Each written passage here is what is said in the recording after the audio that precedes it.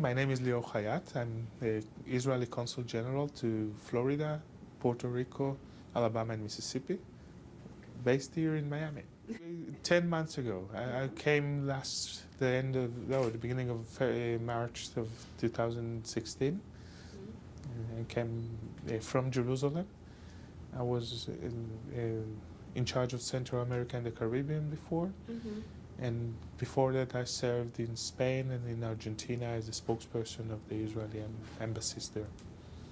I consider myself the luckiest Israeli diplomat in the world, really. And because probably Miami is the best place to be an Israeli diplomat in. We have so many people that want to be involved in Israel, that want to make Israel part of their life, want to make Israel relevant for them. So we have a Jewish community that is probably the most Zionist Jewish community in the world. We have an Israeli community, which is almost 100,000 Israelis that moved to South Florida, and they have Israel as a part of their life on a daily basis. We have a Latino community that are very involved with Israel, both from a religion point of view, a religious point of view, and also for shared values. Many of the Latinos that came here, the Hispanics, are escaped dictatorships, and they see democracy as and freedom as a core value of their life, and Israel represents that for them and for us, obviously. And universities, I just came from a meeting with the president of a university, meeting with an Israeli president of a university, looking for ways to cooperate. And we started by talking about 2 items, and it ended up with a 22-item list of possible cooperation between the 2 universities. And we'll try to get as many as possible to get those 2 institutes to work together. And I think that basically any sector of the society in Miami is relevant for us, and we hope to be relevant for them as well. I think my long-term goal is to maintain Israel as relevant as possible to the public here in Florida and the rest of the areas that I cover. And the short-term goals is to get to know all the, as I say, the shakers and movers in all the community.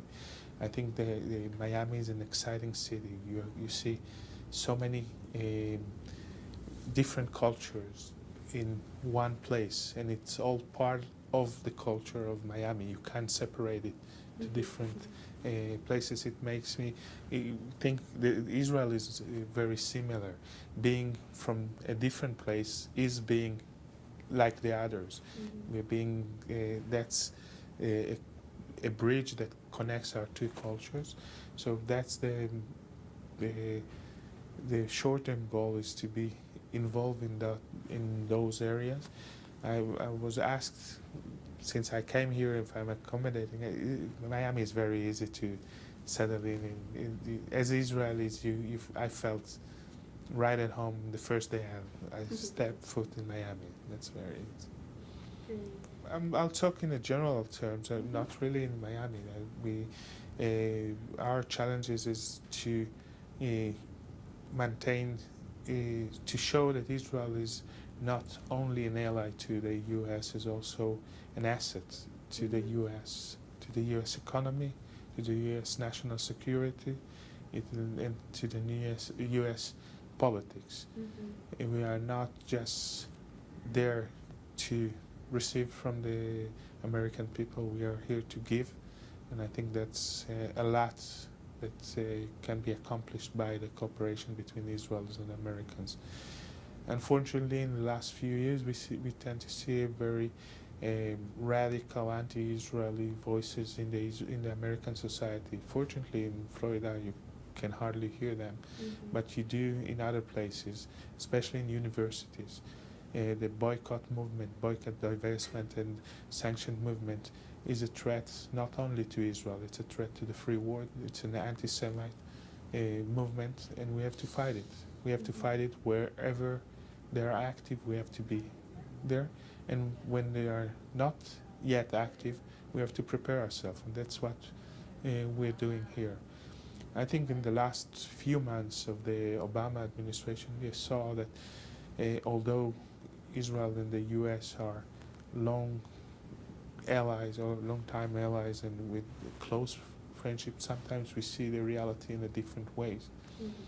And we have to explain better our position and explain why we see the reality in the Middle East the way we see it, why Iran is a direct threat to Israel, why Iran is a direct threat to the rest of the countries in the Middle East, why Iran is a direct threat to global peace, and why signing an agreement with Iran regarding the nuclear project, it's not only a threat to Israel, it can end up as a threat to the US as well, and to Europe and to the Middle East.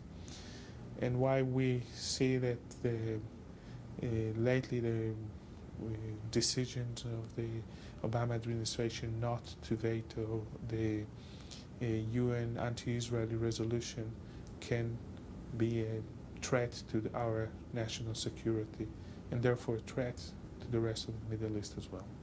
The best way to fight racism and anti-Semitism is by fighting against ignorance. Ignorance is the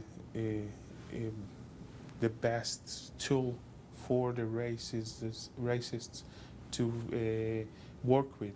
So we are trying to show Israel to the people, to take people from the U.S. to Israel, student leaders, community leaders, businessmen, and to show them. And I think that the most amazing thing I've seen as an Israeli diplomat is the wow effect.